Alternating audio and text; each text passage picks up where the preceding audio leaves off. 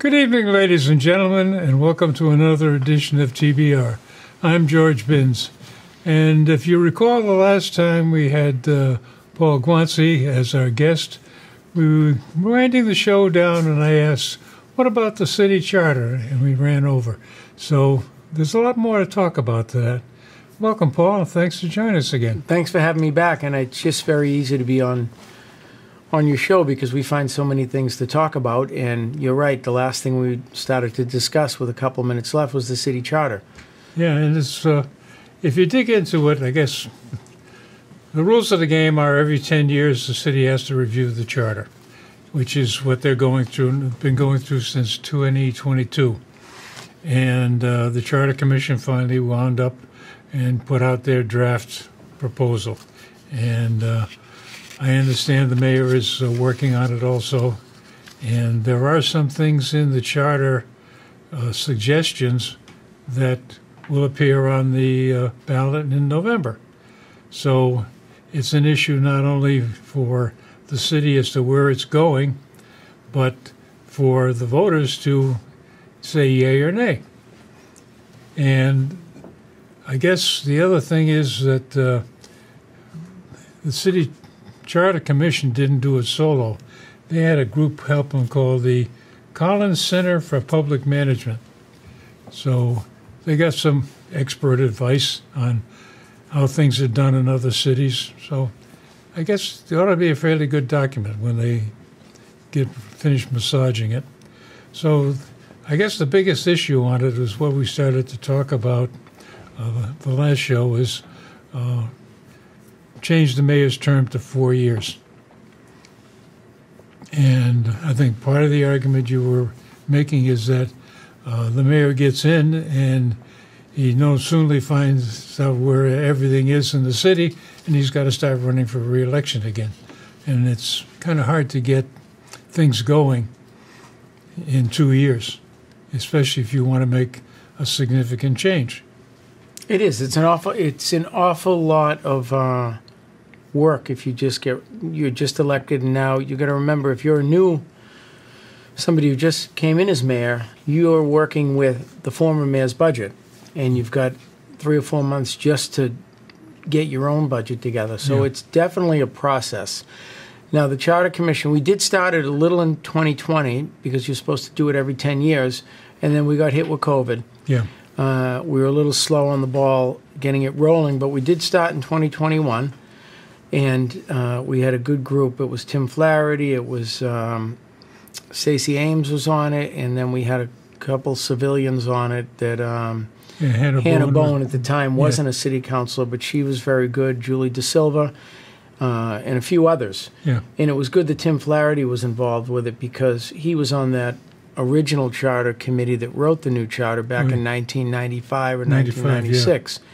So we reviewed it in 2000. The 4-year mayor term came up. We reviewed it again in 2010. Same thing. No changes were ever recommended.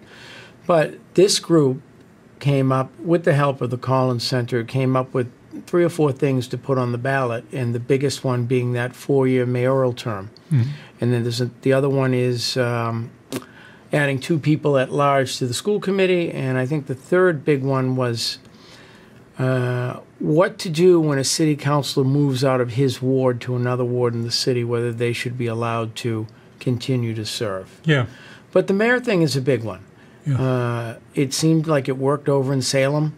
I think you'll probably find that it's 50-50 either way. Mm-hmm. But you have to remember also that if you have a mayor who's ensconced for 4 years, you also have that recall provision in the charter where if this mayor isn't living up to the expectations of the voters, they're more than willing to get signatures and then call for a recall. Mm-hmm. So there is ways to get it up. But in the reality, I think one of the arguments against the 4-year mayor is already with a 2-year term, there's a certain amount of panache that goes with being the incumbent. And as a result, it's awful difficult for some new name to get the recognition and get enough votes. So it's almost a case of the mayor needs to have a major disaster on his hands in order for somebody to supersede him. So with a 4-year mayor, it would be even more difficult because it's got more name recognition, more experience, has a chance to put his particular taste on the job so that it has a certain characteristic, and somebody has to come in and say, I want to change that. I think this has to be almost a major disaster to make a change. Yeah, they become more ensconced if they're there for 4 years. But I think if you look back in over the last 3 or 4 decades, for at least how long I've been in Beverly, it seems like that 10-year mark is something that if a mayor's in office for 10 years, people look for a change. Yeah. You know, Jack Monahan was mayor for almost 10 years, and then we had... Peter Fortunato had a long history there. And as did, Jimmy Vitale. He's the last one that I remember. Yeah. But you had, remember that first year that Bill Scanlon ran, Mayor Monahan didn't even get through the primary, and it was Bill Scanlon against Bill Gelwick. Yeah.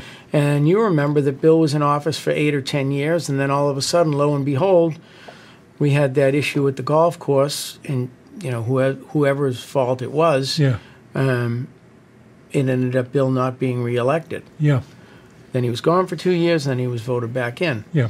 But it's sometimes people look for changes, no matter how good somebody's doing. Yeah, the way it goes, I guess.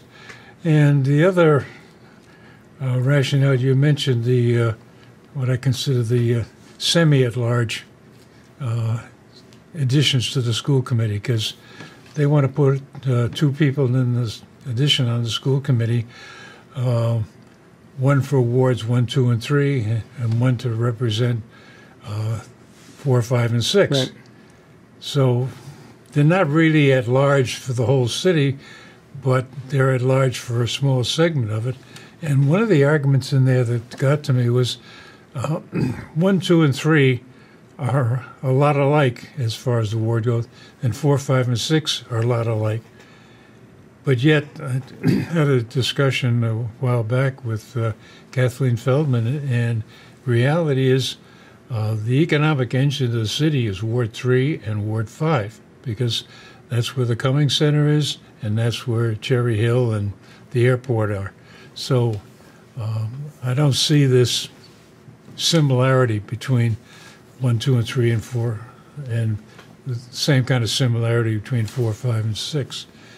So what makes this rationale work to you? Well, or do you think it does? No, I think that if you wanted to switch things up, maybe you have somebody in 1, 3, and 5, and 2, 4, and 6. It gives that new candidate or new representative a feel of all different parts of the city. Like you said, Ward 1, 2, and 3 are very similar.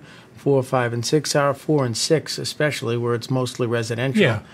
And Ward 1's all residential too. Yeah. So it's maybe that's something that they could look at again and change before it gets to the ballot. Yeah. Do you think they really need to have 2 more people on the school committee? Well, I always say that the school committee, and you were on the school committee a few years ago, I always have said that the school committee's job is 10 times more difficult than the city council's job. You're dealing with parents, you're dealing with children, a lot of emotional issues. I mean, I don't think it can hurt having 2 more people working on constituent issues in the schools specifically. Yeah. It's a lot of pressure, and I mean, you have so much of your school budget now is, kids on IEPs, special education. Their workload is much more than it was, say, even 20 years ago when I was on the city council. Mm-hmm. Well, I got somewhat of a problem there because the 4 years I was on the school committee, it really wasn't that demanding from a constituent problem. The big problem at the time was we used to have a school committee meeting almost every night of the week that ran till 11 o'clock. You start to wonder, do we really need to talk about that much stuff? And I think one of the issues comes to the division of responsibilities between the school committee and the hired professionals that we have in the teachers' ranks and in the superintendent and the administrators. So maybe they should be doing more of the work of being more involved in it than waiting for a school committee member to get a telephone call. Right. I mean, that makes a lot of sense. They're the full-time professionals that have gone to school and have trained for the positions that they're in, where anybody can be on the school committee. All you need to do is run for re-election. I mean, run for election and get the most votes. Yeah. And that's how I got on. Just the way it goes, yeah. I lucked out that Mr. Goodchild was not going to run again, and I was probably the only one that knew that.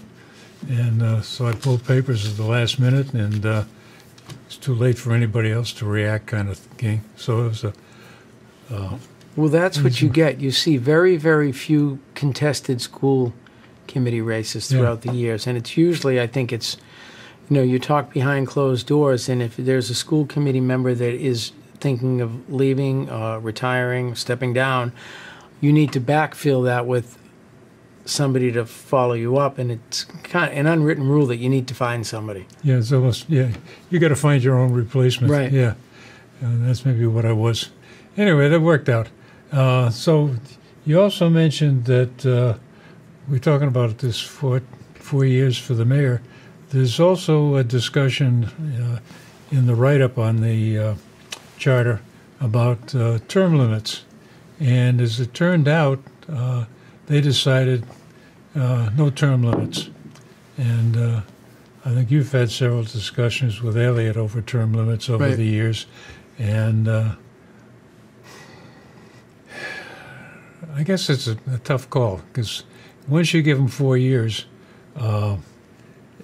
back to the issue of the incumbency has a certain amount of more pull than, I guess, the average new candidate. So how do you get them out of there other than a disaster?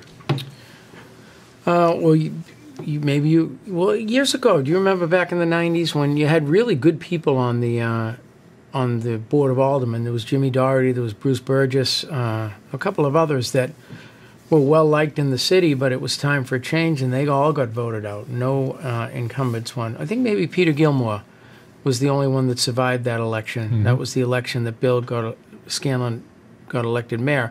But it's funny is that Charlie Grimes, who was one of the guys that wrote the charter back in 1995, I think he chaired the commission, and he worked on the charter in 2000 with me. He always says, we do have term limits. They're called elections. Yeah. And he used to laugh about that, and maybe that's a Democrat thing. But it's, it's something to consider. But then if you get to an election where all of a sudden nobody wants to step up and do the job. So many, over the past 10 years, so many ward councilors have run unopposed. That's the other half of the problem. There's a lot of uncontested elections. Right. People are busy now. It's tough for young people to get involved. We have the mother, both parents are working. Yeah. They have young kids, and then to go out 2 or 3 nights a week puts strain on your family life. I stepped down back in. I was on from 2000 to 2007. And then I had to take a step back because I had recently purchased my family business, and I had my 3rd child on the way, and something had to give, and I couldn't be out. So I had to, I'll never forget going up to 3rd floor of City Hall and meeting with Bill Scanlon and say, Bill, I can't do this anymore. I need to take a break. Something's got to give. And he was really good about it. He said, well, come on, Paul, you're going to run. You stand out there and you wave. You knock on a few doors. You'll be all set to get in. I said, I'm not worried about that. I'm worried about not being able to do the job because of other things. And it was a good time. And it was funny is that me stepping down that year, it gave Bill Coughlin another term on the city council, which made me feel good. Yeah. And then, my wife and I had a conversation, and she let me run 2 years later because I missed it. Yeah. You still miss it? I do. You know what, George? It was really tough during COVID to run the city. I mean, I always liked to be in City Hall, go up and down the front stairs, the back stairs, say hello to everybody. And then have your meetings, Yeah. catch up with everybody. But in March of 2020, I mean, we didn't meet for a couple of months. And then when we finally did, it was Zoom for over a year. And it got a little frustrating. Not that I didn't like to see Councilor Rotundo in his pajamas, but it was, you just couldn't get the things done you wanted to. You would have a public hearing and you'd have people on the Zoom call and you couldn't see who they were. You'd have their phone number only or their name. And I think people are more apt to say things inappropriate or not right when they're on a Zoom call as opposed to standing at the podium at 191 Cabot Street. Yeah. So it got frustrating, it got tiring, and I found that it was a good time. I didn't have the energy to do it. Yeah. The COVID put a problem On everything. in everybody's Everything. problem. Everything was totally screwed up with COVID. Between the kids in school and government and businesses. I mean, there were a lot of businesses that didn't survive. Yeah. And mine did because I knew that I had to focus 110% on it as opposed to... You couldn't run the sub shop on Zoom. No, that was the good thing. Yeah. I used to tell people, I tried to work from home the other day. It didn't work. Yeah. But that's the reality of it. The service industry that the city depends on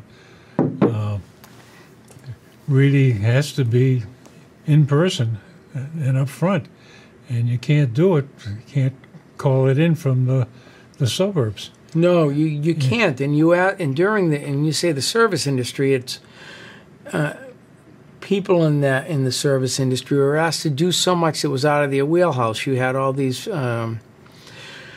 full-service restaurants learn how to do takeout so they could survive, and then you had your retail businesses that couldn't have walk-in traffic. They had to figure out how to ship their products out, and it was exhausting for a lot of people. And I could give credit to anybody that survived it.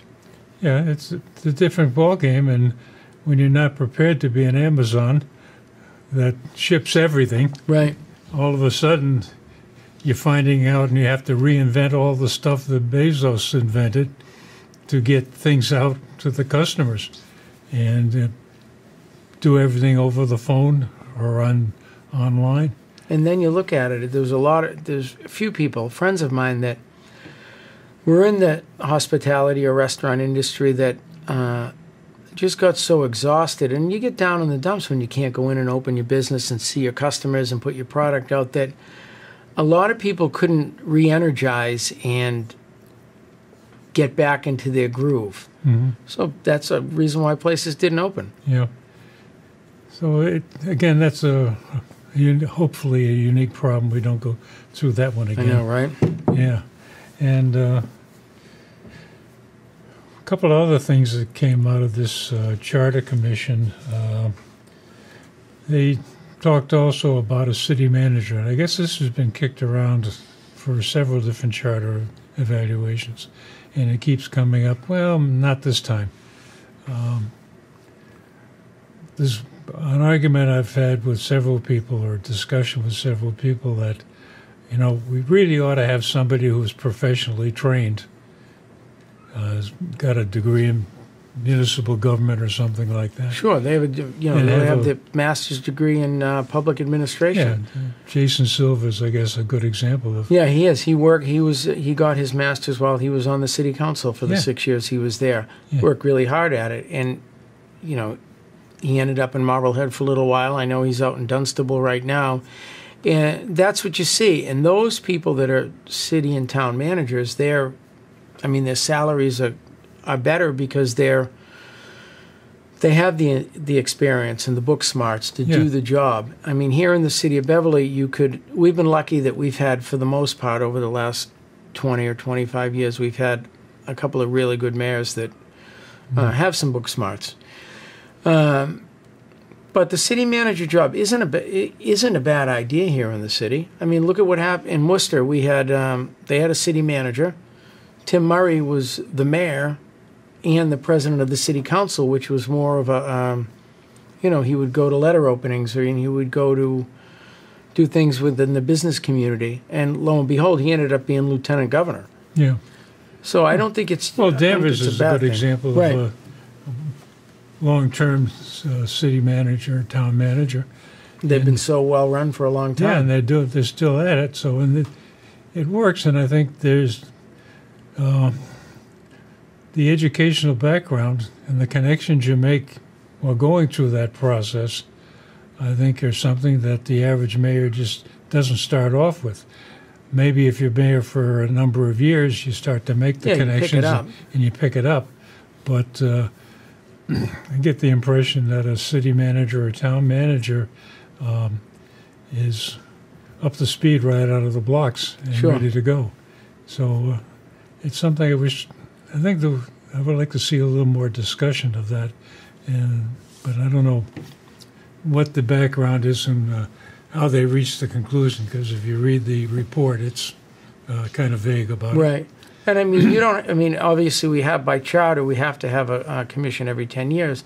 But I mean, the mayor or the city council could decide at some point to take another look at it and call for a review of the city charter. And I think that would be the one thing that people would really be interested in getting involved with, the city manager as opposed to a mayor form of government. Yeah. And the big thing about that charter review, we had a